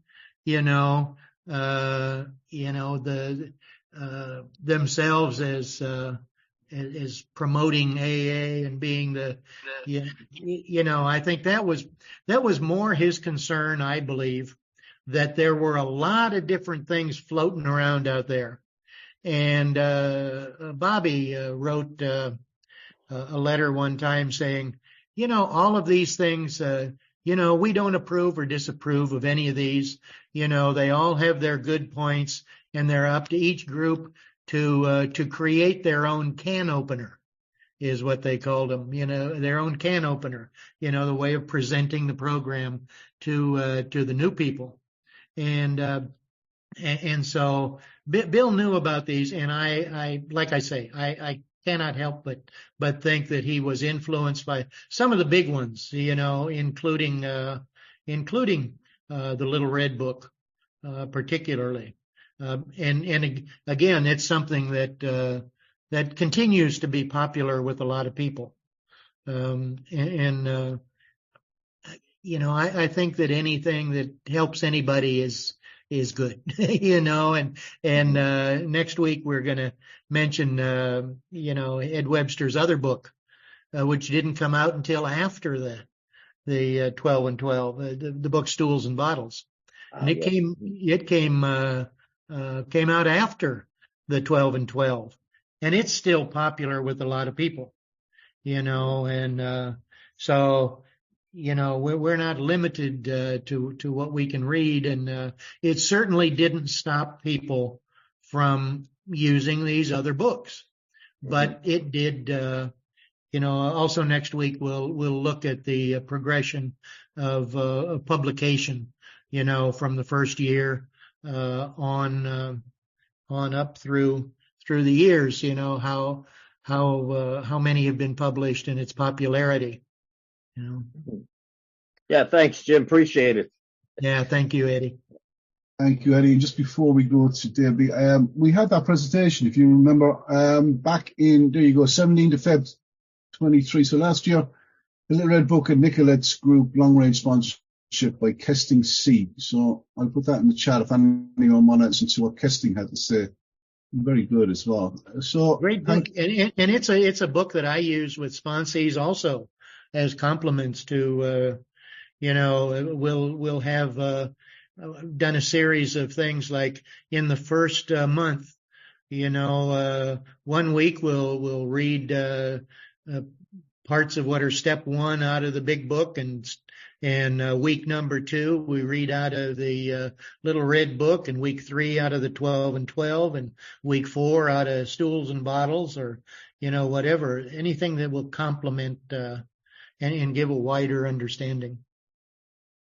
Thank you, Jim. Good stuff. Dave B. Yeah, really quick. Charlie and Joe, because in 1977 they started reading the book in a hotel room, I guess. But in 30 years ago, about right around this time of the day, I was in a detox or a treatment center, and I was writing. They gave me the 7 deadly sins, and I was writing that out, and I did a 5th step there, and that really got me sober, But yeah, I didn't realize they were in the 12 and 12 at that time. But I knew the big book a little bit. I read it one time before this time. But yeah, but I think Joe and Charlie is the one that started the line by line. Is that correct? Probably, yeah. Thank you, Dave. I just want a shout out to Gloria. Gloria, so good to see you there. Oh, Gloria. Hello. Hi, Jim. I'll wait my turn. Great. Great Good to see you. Great to see you, and thank you. Sure. To see you. Yeah. Good to see you too. I just wanted to say one more. That's 30 years ago, David, that I done that. 30 years of sobriety so far. So thanks. You've got 30. Fantastic, Dave. And Alex has been waiting, biting his tongue, I'm sure. Alex? Hey, David. Thank you. Hello, Alex. Jim, thank you very much. I enjoyed that and appreciate the way you present and make things sound so clear. I thought it was really interesting that Bill was talking with his sponsor about the 12 and 12 basically being bait. Right? Bait for what? Do you think? Yeah. What do you think it's bait for? To get them to read the traditions. Oh, okay. Yeah. All right. And then also following up a little bit on what the woman was saying before, there are programs like you can take the 12 and 12 or the big book in and just like run them through like you do with students' papers to see if they plagiarize them and, find out like what's borrowed from where so things are credited appropriately. And I think also the timing on like Bill's book and what's going on is really interesting and really helpful to the growth of Alcoholics Anonymous. And I really appreciate you guys doing it. It helps me to see how garden variety I am in many ways. And I'm glad everybody's here and thanks. Good to see you. Thank you. Let me just, since that's a second time, Bernadette also mentioned that. Here's that slide that mentions that. On May 20th, 1952, Bill wrote to Father Dowling, and then the paragraph, the quote is, "A few people think that the traditions aren't covered with enough dignity, that posterity may not like them for that reason. However, we feel that we're writing for the information of alcoholics who ordinarily have no time to read anything much except that it concerns their own survival, the steps. Our idea is to publish the 12 steps and these 12 traditions in a small book to appear, I hope, by next fall.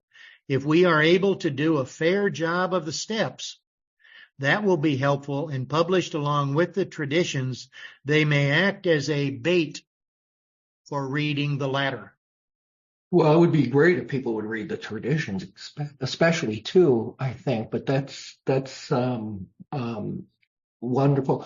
Also, I was talking with a priest a couple of weeks ago, and it just came up, the big book, and he was telling me a couple of priests actually helped Bill write that. I don't know if that's true or not. I can ask him more. He's fairly connected. I mean, he's up here in Harvard, Mass. at NABI, but I know he goes down to Manhattan a lot. Yeah, I mentioned several times during the presentation that Father Dowling helped to edit it, and he got a lot of that Father Dowling was a Jesuit, and Bill got a lot of input from Father Dowling. In 1952, Father Dowling had a retinal stroke, and so Bill also depended on another Jesuit. We'll mention him next week, Father Ford. So yes, he did have input from Catholic priests. Thank you, Alex. Thank you very much. I love this, David. All these groups you have. Thanks. Thank you, Alex. Thanks for your emails. And Wade has been waiting patiently. Hello, Wade. Good afternoon, evening, ladies and gentlemen. I'm Wade. I am alcoholic, class of '91, February 5th, as a matter of fact. So I'm glad you let us newcomers into this esteemed meeting. I was 4 or 5 years sober at this group in Dallas. That's where I sobered up, and everyone had 20 or 10 or whatever, and they came around to me, and I think I quoted a sentence from 12 and 12 and the Big Book, and the guy next to me, 30-something years, he says, I'm glad to see these newcomers reading the literature. So anyway, enough of that. I'm also a recovering philosophy major, so I thoroughly enjoyed all this sparsing of words and intent and so forth and so on. And thank you, Jim. And I can see that I really agree with Bill on all these matters. I sobered up at a group that had a facet of about a third of the membership that followed this guy out of Southern California. I won't name him, but they kept trying to vote crazy things into our bylaws in our group, and group conscience would show up and would vote them down. And they finally left and started their own group. And after they got accredited with GSR, they wrote 2 pages of 52 requirements that one had to do in order to be a member of that group. I mean, it was just absurd. Things like you can't wear a hat. You have to have a coat and tie on if you speak. Wait, do you mind if we can get into that in more detail in the meeting after the meeting? That's great stuff. I want to hear more about it. But do you have a question for Jim? Because we can start the meeting after the meeting with that question. It's just a good question. No, I thought this was the meeting after the meeting. This is my first time here, so I beg your amends. Good to have you. Oh, that's great, Wade. I really enjoyed that. I want to get more of that. Because some people have to go. And Jim, did you want to come back on what Wade was talking about when he was a new guy? No. Oh, we've got more questions. No, we have to stop the recording at 12. So, we're 12 our time over here. In Leslie K. Hello, Leslie. Hello. I'm sorry I don't have a video. My camera is broken. I thank you so much. It's been a little bit since I've been at these history meetings, and they just feed my soul. Thank you, Jim, for the spectacular job you did. I love the history and the middle and the end that you brought us to tonight. Question for you.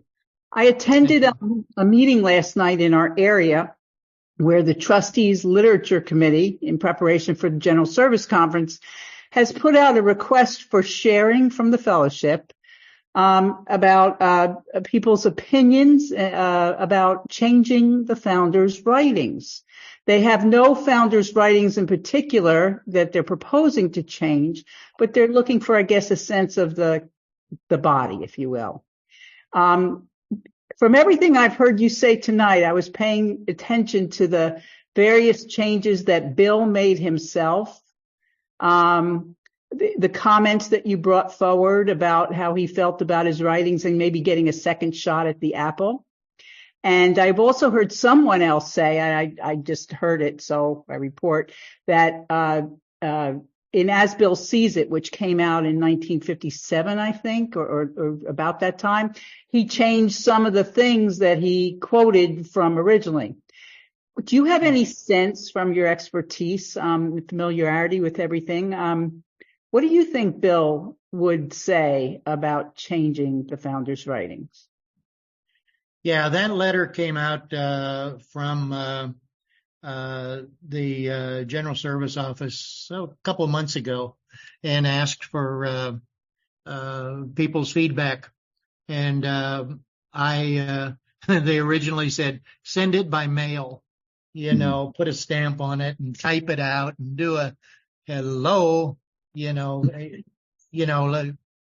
them kicking and screaming into the 20th century, let alone the 21st.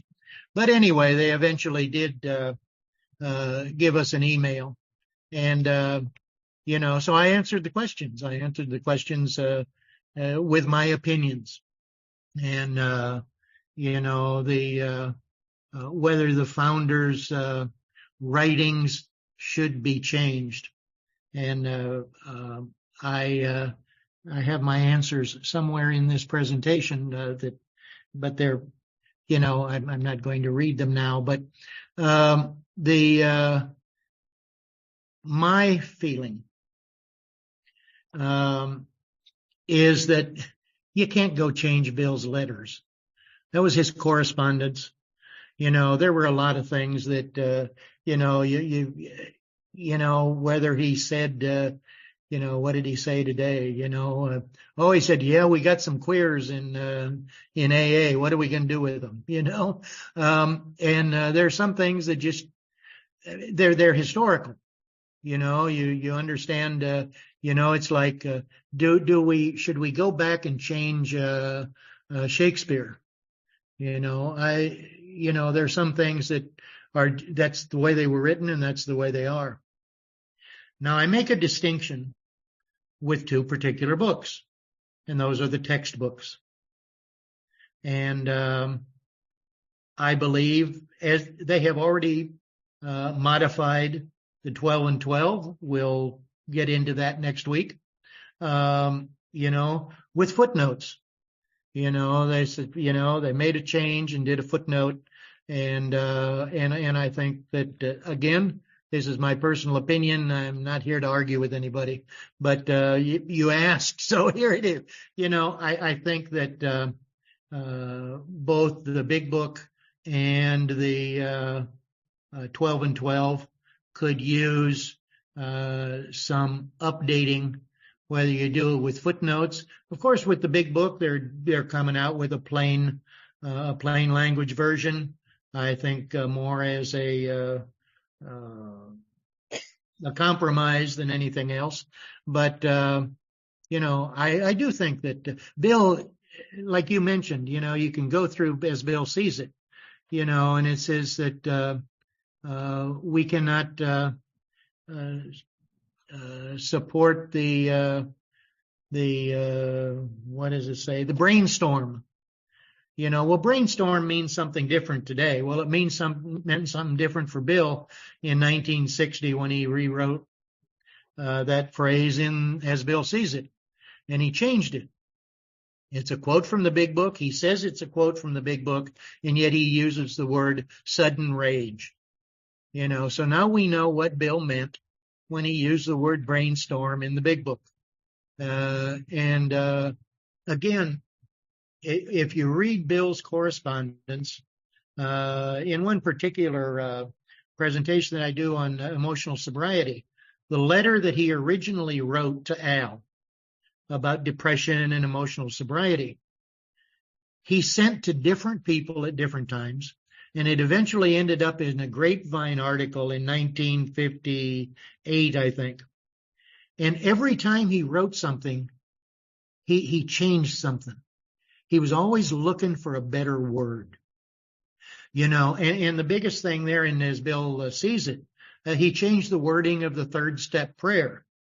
It's a good thing those people aren't still around, or they certainly would excommunicate him. But he changed the word he took the word victory out of the third step prayer. And he said that, I offer myself to thee to build with me and to do with me as thou wilt, relieve me of the bondage of self, that my transcendence over them will bear witness to those I will help. He took the word victory out and he put the word my transcendence over. It's like there's some things, death and taxes, there may be no victory over. And, but I can get over them. I can transcend these. But he was always doing that. I'm babbling on too long. But anyway, yeah, I do believe that those two should be modified because they are our textbooks. And I don't know of any textbook that is in use today that has not been updated in the last 75 or 80 years. So that's just my personal opinion. Thank you. Thank you, Leslie. Now, we have come up to the end of the recording. We have two people left. I guess I want to put Jim's emotional sobriety or emotional recovery presentation up for anyone who hasn't listened to that. It's wonderful. He's done a 2-part for us. God, it's nearly a year ago already, Jim. He's done a 2-part for us, emotional sobriety letter. So there's 2 parts. I'll put that link in the chat if you want to have a listen to that. Well worth a listen. Okay, so I have to stop the recording and we'll have the meeting after the meeting. But Kathy, we're going to go to Jim and then we'll close. We'll start off with you in the meeting after the meeting. Jim, will you close the meeting for us, please, sir? Sure. First of all, thank you, David. Thank you for all of you who are being here and for the 48 other people besides me who are still hanging in there. And it's so good to see all of you and be here and to be invited back. As I say often, I was not always invited back in the old days. So thank you very much for your attention and for your kind words. And after a moment of silence, let's close the way Bill closed the 12 and 12 with the we version of the Serenity Prayer.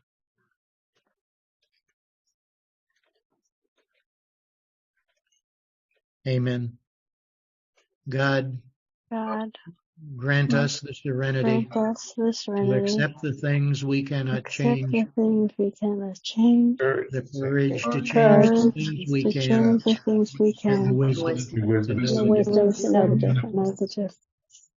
Thank you, Jim Worley in Cancun, and thank you, everyone else. Thank you all. Jim. Thank you. Sharon, Thank you, you. Jim. Thank you, Jim. I'm going to hang around and see if Kathy has a question for me. Fantastic, Jim. Thank you very much. I will stop the recording, and I'll probably set it up again. It's the best thing to do without.